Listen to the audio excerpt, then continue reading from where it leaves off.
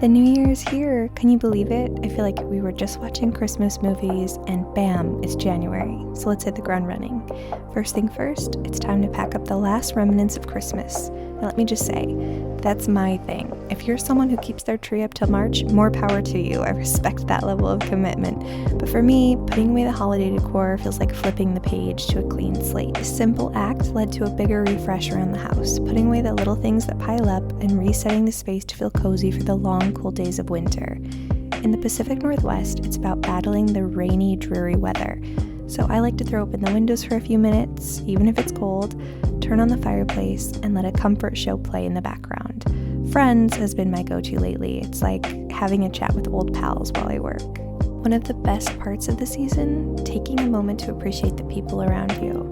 My spouse, for instance, is an absolute kitchen genius. He's so creative, especially when it comes to whipping up comfort food. You typically won't see him on camera, his call, which I totally support, just like he supports me. Time of year is also about leaning into the simple good things. For me, that's been playing games and reading books with my little one. One of our favorite games is Roomba Escape, which is exactly what it sounds like. We get really overly dramatic about moving obstacles and race around the room while the Roomba does its thing. It's ridiculous, but it's our kind of ridiculous. And when it comes to sharing moments like these, I walk a fine line. I love letting you into my world, but I'm also mindful about what I keep private. It's all about balance, especially in this wild internet age.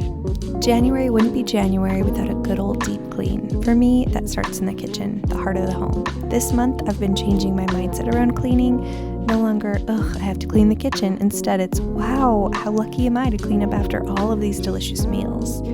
The little shift put me back into one of my favorite routines, spending about 20 minutes tidying up before bed. It's not a huge time commitment, but it does make mornings feel so much better. And speaking of goals, one of mine this year is to declutter enough that cleaning doesn't feel like a chore. I want to be able to have someone over or let them know that they can come over and I can clean the whole house in under a half hour, if need be. We'll see if that's plausible or not, but I am excited about the possibility of simplifying our routines enough that things don't feel heavy or overwhelming. The second half of that goal is really just celebrating the important things in my life and chasing the things that make me feel good versus putting a lot of time and energy into storing and maintaining items that are hardly used or don't serve a purpose for us. So let's take a minute to talk about cleaning. I know, not exactly a glamorous topic, but hear me out. Cleaning can be so restorative. It's not about getting rid of the dust bunnies under the couch, although, let's be real, they're probably forming a rebellion by now. Cleaning is about resetting your space and your mind. For me, there's something deeply satisfying about turning chaos into calm. Take the kitchen, for example. After cooking a big meal, it's a disaster zone. Crumbs on the counter, sticky spoons in places I don't remember using. Once I put everything back into its place, it's like I'm reclaiming my peace. And bonus, it makes me actually want to cook again. Well, most of the time. It's one of those rare things in life where you get an immediate result. You sweep the floor, voila, it's clean. You wipe the counters, and suddenly they're sparkling like the opening credits of a cleaning commercial. It's not just about the surface level stuff. The act of cleaning is surprisingly meditative. I'll pop on some music or a podcast, and I'll just get into the zone. It's kind of like giving my brain a little vacation while my hands do the work, and when I finish, that satisfaction. It's like crossing something huge off your to-do list, even if it's just scrubbing the sink. I've also found it's a great way to motivate my process and process emotions. So if I'm frustrated and I scrub the bathtub, it just feels better. If I'm stressed and I organize a drawer, I feel better. If I'm a little sad and I vacuum the living room, I get that small dopamine hit after I do it.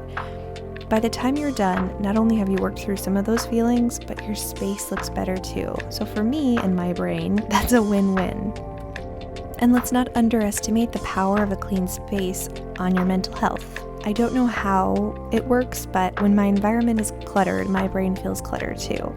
If I take the time to tidy up, it's like I'm able to clear a space in my head for new ideas and focus better, or even get a sense of calm. Don't get me wrong, it's not always fun. There are days when I'd rather do anything else, but when I remind myself it's not just a chore, it's an act of self-care, it feels less daunting. And honestly, there's nothing quite like feeling of sitting down in a clean room with a cup of tea and thinking, yeah, I did that. I'm thrilled to report that I've kept up my workout routine even on New Year's Eve and New Year's Day. Was it one of those I don't wanna, but I wanna situations? Absolutely, but I made it happen. Walking has been my go-to on days when I feel like doing absolutely nothing, and let me tell you, it's a simple thing, but it works. So here's the thing. The physical transformation is only half of your story, I promise. The emotional side, that is the hard part. But once you get into this groove, that physical piece becomes the fun part. It's taken me a long time to realize that you need both to be successful, but trust me, it is so, so worth it when you get into a groove and you can feel yourself becoming stronger, your lungs and your capability to breathe in deeper and stretch further and run farther, walk farther. You can feel that change the moment that your mindset shifts from, I want to punish myself for something versus I love myself enough to push myself into evolution of spirit, of body, of mind. I love myself enough that I'm worth it. I'm worthy. It's a constant conversation. And remember, the physical part is truly the easy piece.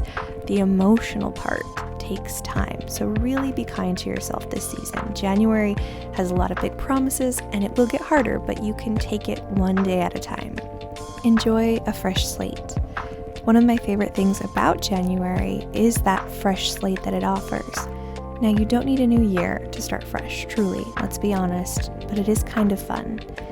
I like transferring important dates into a new planner and writing down all of my goals. Big tip here, make sure your goals are somewhere you'll see them every single day. It's a great way to stay on track. I love writing a letter to myself as well, and that is sealed up. I open at the end of the year, but I make sure that my physical goals or any real goal is on a post-it above my desk or above the mirror, any place that you'll see it regularly. I also like to do a digital detox, clearing out old contacts, cleaning up my desktop, reorganizing my Pinterest boards.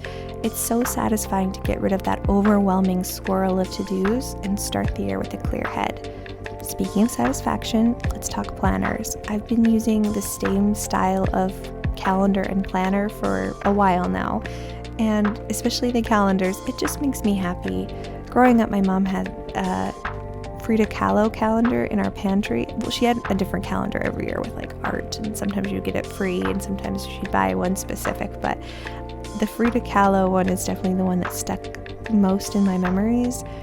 I loved looking at the art each month and seeing my mom's loopy handwriting fill in the little boxes. It's one of those vivid childhood memories that I just cherish, and if I close my eyes, I can still see it in the white painted doors of the pantry with our growth charts etched into it with multicolored marker. Something about it is just nostalgic and beautiful. That's why I prefer a calendar near the fridge or in the kitchen. It's just a central place for important dates that feels like home to me.